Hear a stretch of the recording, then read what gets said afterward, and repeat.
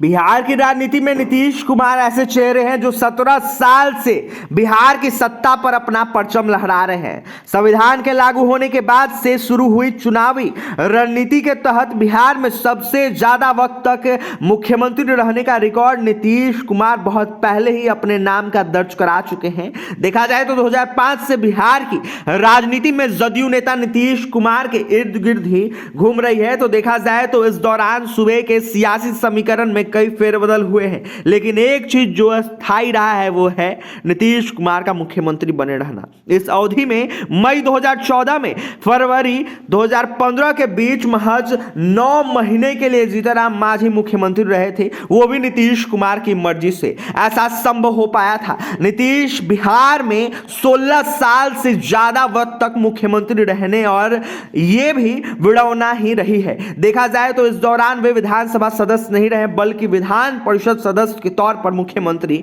बने रहे हैं। जदयू नेता उपेंद्र कुशवाहा पिछले कुछ दिनों से बगावती तेवर में दिख रहे हैं। वे खुलेआम नीतीश की सत्ता को चुनौती देने की कोशिश कर रहे हैं। इसके बावजूद नीतीश के मत्थे पर कोई शिकन नजर नहीं आ रही है। इसके पीछे सबसे बड़ी वजह है नीतीश का सियासी दांवपेच, जिसे वक्त के साथ बदलने में वे पिछले 17 साल से माहिर रहे हैं। जदयू बीजेपी या फिर जदयू आरजेडी का कोई तोड़ नहीं है। देखा जाए तो विधानसभा चुनाव के नजरिए से बिहार में दो तरह के सियासी समीकरण अपने आप में इतने मजबूत हैं कि उस समीकरण की काट खोजना बेहद मुश्किल काम है। अक्टूबर नवंबर 2005 से लेकर हुए अब तक के 4 विधानसभा चुनावों में देखा जाए तो नतीजे इस दावे को और भी पुष्ट करते नजर आता। पहला समीकरण है जदयू बीजेपी का गठबंधन और दूसरा समीकरण है जदयू आरजेडी का गठबंधन। पिछले 4 चुनावों में ऐसा ही होता रहा है। इन दोनों में से देखा जाए तो जो भी समीकरण बना है, सत्ता की चाबी उसी गठबंधन को मिली है।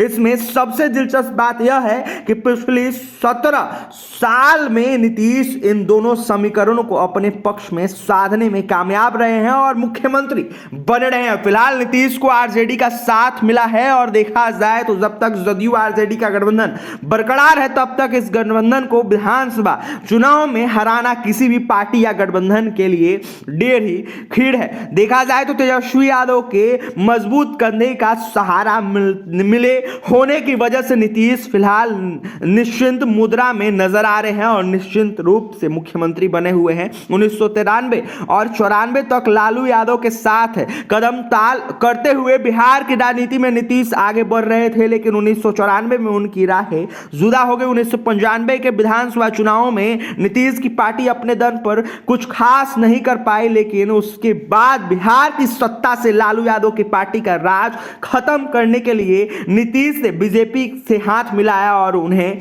समझ आ चुका था कि कमजोर होती कांग्रेस का फायदा तभी उठा सकते हैं जब बीजेपी को अपने साथ लाया जाए। 2000 के विधानसभा चुनाव में नतीजे में दिखा जाए तो आने वाले वक्त में बीजेपी कहीं ना कहीं गठजोड़ देखा जाए तो लालू यादव के समीकरण को काट रही है और फरवरी 2005 में हुए विधानसभा चुनाव में नीतीश बीजेपी के जोरों ने आरजेडी के विजय रथ को रोककर 15 साल के लालू राबड़ी राज का खात्मा कर दिया। इस चुनाव में जदयू को 14.55% और बीजेपी को करीब 11% वोट मिले, वहीं आरजेडी को 25% वोट हासिल हुए बहुमत।